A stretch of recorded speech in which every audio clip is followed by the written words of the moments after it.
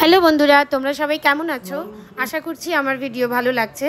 যদি আমার ভিডিও ভালো লেগে থাকে তাহলে অবশ্যই একটা লাইক আর শেয়ার করে দিও। আর যারা যারা এখনও আমার চ্যানেলটি সাবস্ক্রাইব করোনি তারা অবশ্যই আমার চ্যানেলটি সাবস্ক্রাইব করে দিয়ে নোটিফিকেশান বেলটা অল করে দিও। ভিডিওতে দেখতেই পাচ্ছ যে আমি কিছু পটলের খোসা নিয়ে নিয়েছি। এরপর থেকে আমার এই রেসিপি দেখার পরে আর তোমাদেরকে পটলের খোসাটি ফেলে দিতে হবে না।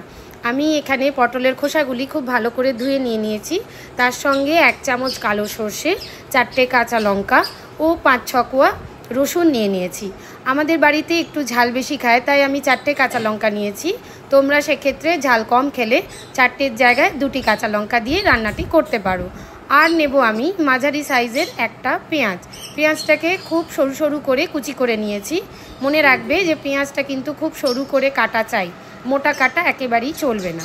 আর এই পেঁয়াজ বাদ দিয়ে বাকি যা যা উপকরণ আমি নিয়েছিলাম সেগুলিকে আমি একটা মিক্সার গ্রাইন্ডারে দিয়ে ভালো করে একটা পেস্ট বানিয়ে নেব। এবার এই পেস্টটি ঠিক এই রকম হবে যেরকমটি ভিডিওতে দেখতে পাচ্ছ।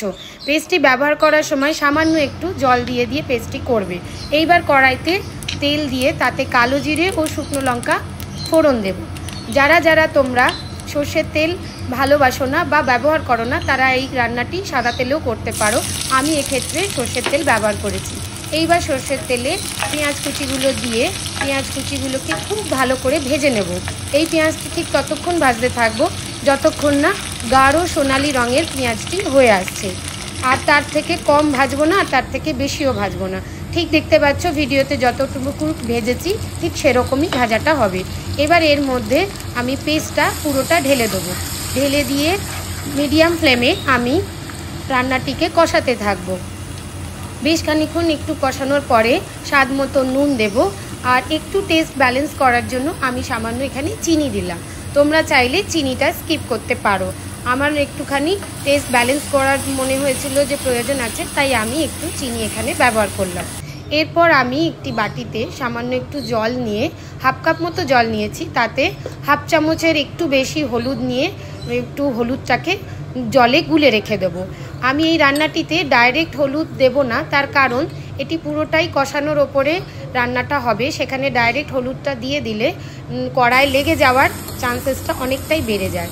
আর এই জলের মধ্যে হলুদটা দিয়ে এই বারে বারে একটু একটু করে ঢেলে কষালে কড়াইয়ে লেগে যাওয়ার চান্সেসও কমে যায় আর হলুদটিও পরিমাণ মতো ব্যবহার করা যায়। তাই আমি এই প্রসেসে হলুদটি ব্যবহার করলাম এখানে। দেখো ভিডিওতে বারবার আমি হলুদ জলটা বারে বারে দিয়ে দিয়ে কষাচ্ছি। এইভাবে মোটামুটি 5 থেকে 7 মিনিট হাই ফ্লেমে কষালেই মোটামুটি রান্নাটা হয়ে আসবে। এবার কষাচ্ছি, যতক্ষণ কষাচ্ছি আমি কষাতে কষাতে দেখো এই মিশ্রণটি একদম কম হয়ে আসবে। যখন কষানোর পরে ধীরে ধীরে এই মিশ্রণটি কমতে থাকবে এবং জলটা একেবারেই শুকিয়ে যাবে, তখন মনে করবে যে রান্নাটি হয়ে গেছে।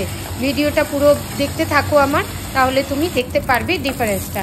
এই দেখো বন্ধুরা, এখানে কিন্তু জলটা আমি পুরোটাই একদম শুকিয়ে নিয়েছে। এখানে একদম জলটা শুকিয়ে গেলে মিশ্রণটি এক জায়গায় হয়ে গেলে যখন আর কড়াইতে লেগে থাকবে না আর সেরকমভাবে তোমার খুন্তিতেও লাগবে না, তখনই বুঝবে তোমার রান্নাটা পুরোপুরি হয়ে গেল।